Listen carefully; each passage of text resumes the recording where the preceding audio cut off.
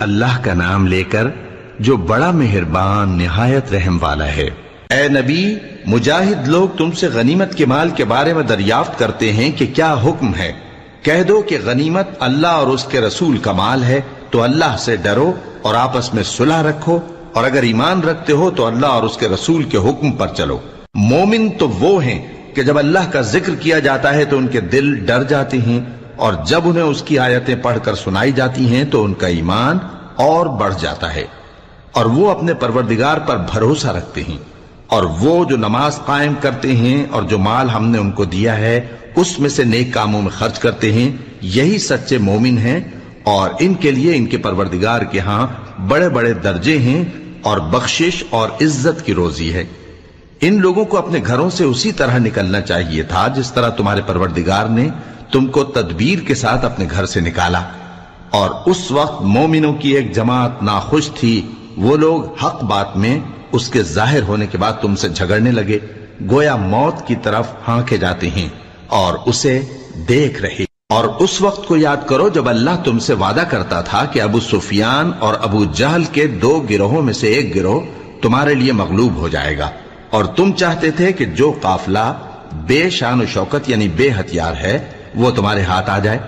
اور اللہ چاہتا تھا کہ اپنے فرمان سے حق کو قائم رکھے اور کافروں کی جڑ کاٹ دے، تاکہ سچ کو سچ اور جھوٹ کو جھوٹ کر دے،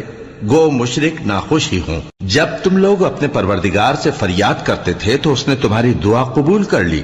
اور فرمایا کہ تسلی رکھو، ہم 1000 فرشتوں سے جو ایک دوسرے کے پیچھے آتے جائیں گے تمہاری مدد کریں گے۔ اور اس مدد کو اللہ نے محض بشارت بنایا تھا کہ تمہارے دل اس سے اطمینان حاصل کرے، اور مدد تو اللہ ہی کی طرف سے ہے، بے شک اللہ غالب ہے، حکمت والا ہے۔ جب اس نے تمہاری تسکین کے لیے اپنی طرف سے تمہیں نیند کی چادر اڑھا دی اور تم پر آسمان سے پانی برسا دیا تاکہ تم کو اس سے نہلا کر پاک کر دے اور شیطانی نجاست کو تم سے دور کر دے،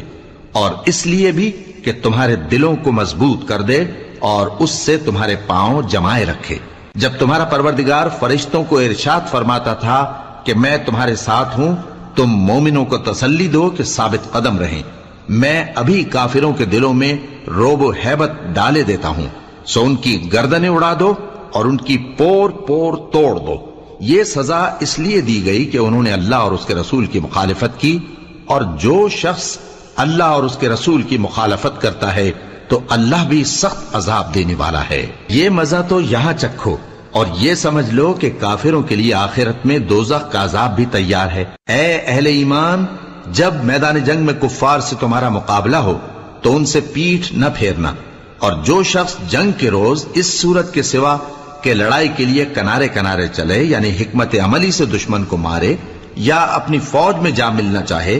ان سے پیٹھ پھیرے گا تو سمجھو کہ وہ اللہ کے غضب میں گرفتار ہو گیا، اور اس کا ٹھکانہ دوزخ ہے،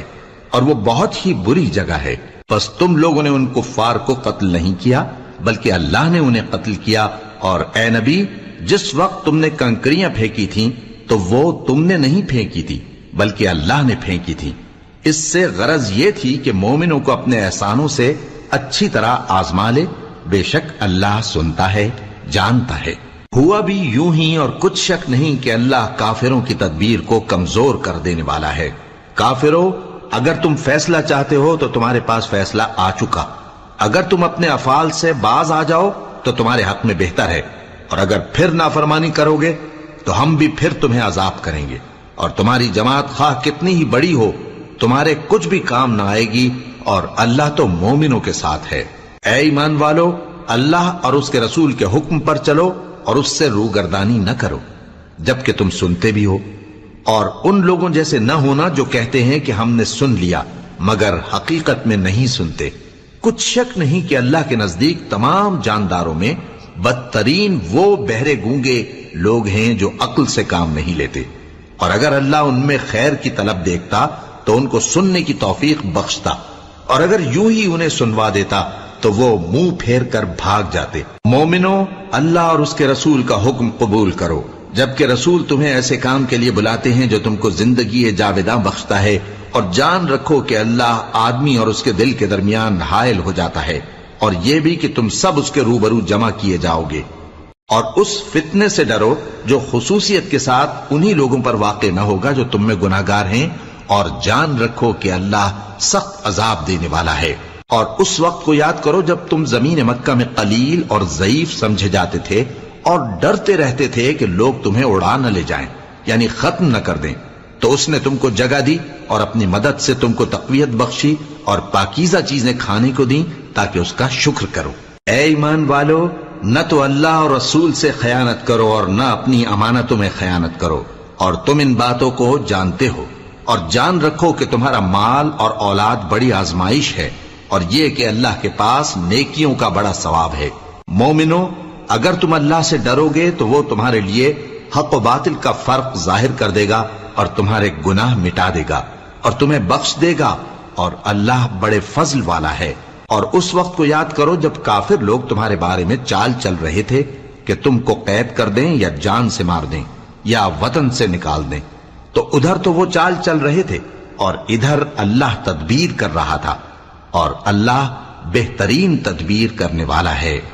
اور جب ان کو ہماری آیتیں پڑھ کر سنائی جاتی ہیں تو کہتے ہیں یہ کلام ہم نے سن لیا ہے، اگر ہم چاہیں تو اسی طرح کا کلام ہم بھی کہہ دیں، اور یہ ہے ہی کیا، صرف اگلے لوگوں کی حکایتیں ہیں۔ اور جب انہوں نے کہا کہ اے اللہ، اگر یہ قرآن تیری طرف سے برحق ہے تو ہم پر آسمان سے پتھر برسا یا کوئی اور تکلیف دینے والا عذاب بھیج دے۔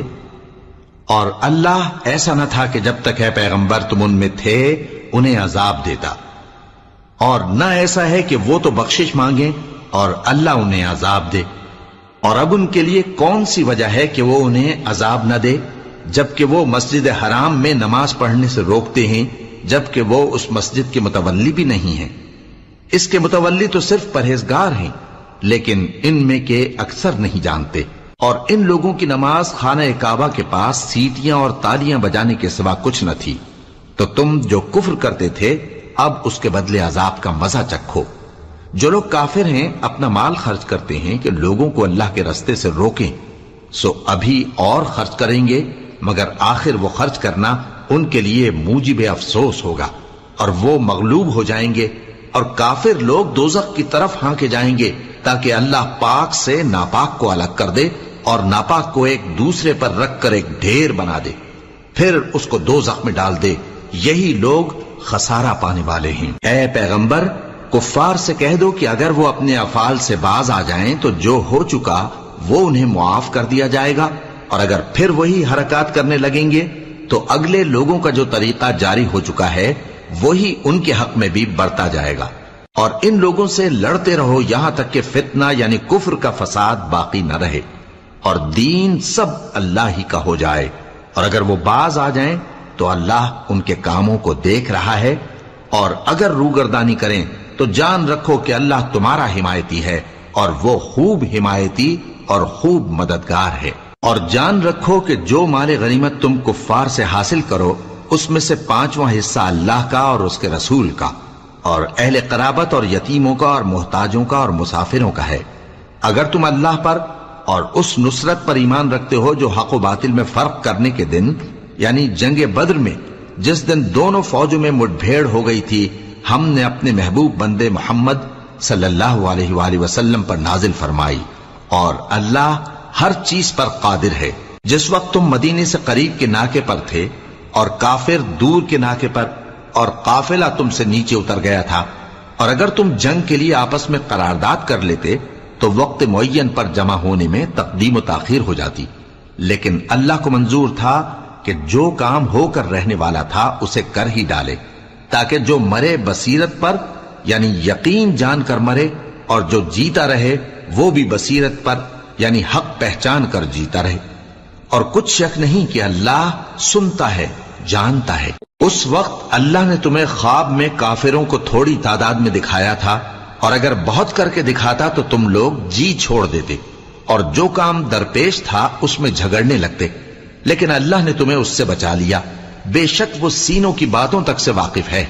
اور اس وقت جب تم ایک دوسرے کے مقابل ہوئے تو کافروں کو تمہاری نظروں میں تھوڑا کر کے دکھاتا تھا اور تم کو ان کی نگاہوں میں تھوڑا کر کے دکھاتا تھا، تاکہ اللہ کو جو کام کرنا منظور تھا اسے کر ڈالے، اور سب کاموں کا رجوع اللہ ہی کی طرف ہے۔ مومنو، جب کفار کی کسی جماعت سے تمہارا مقابلہ ہو تو ثابت قدم رہو اور اللہ کو بہت بہت یاد کرو تاکہ مراد حاصل کر لو،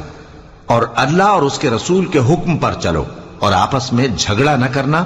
کہ ایسا کرو گے تو تم بزدل ہو جاؤ گے اور تمہاری ہوا اکھڑ جائے گی، اور صبر سے کام لو کہ اللہ صبر کرنے والوں کا مددگار ہے۔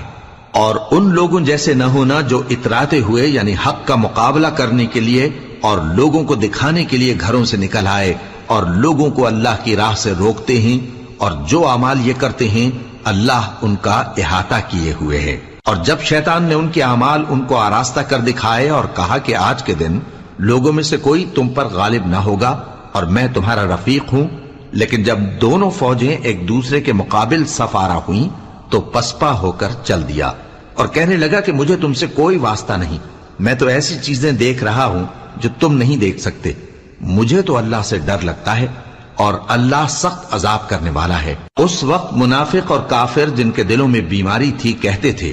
کہ ان لوگوں کو ان کے دین نے مغرور کر رکھا ہے، اور جو شخص اللہ پر بھروسہ رکھتا ہے تو اللہ غالب ہے، حکمت والا ہے۔ اور کاش تم اس وقت کی کیفیت دیکھو جب فرشتے کافروں کی جانیں نکالتے ہیں کہ ان کے چہروں اور پیٹھوں پر مارتے جاتے ہیں اور کہتے ہیں اب آگ کے عذاب کا مزہ چکھو،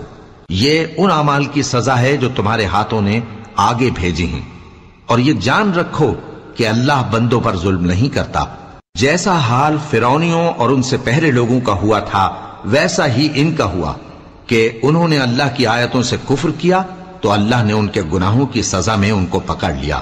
بے شک اللہ زبردست ہے، سخت عذاب دینے والا ہے۔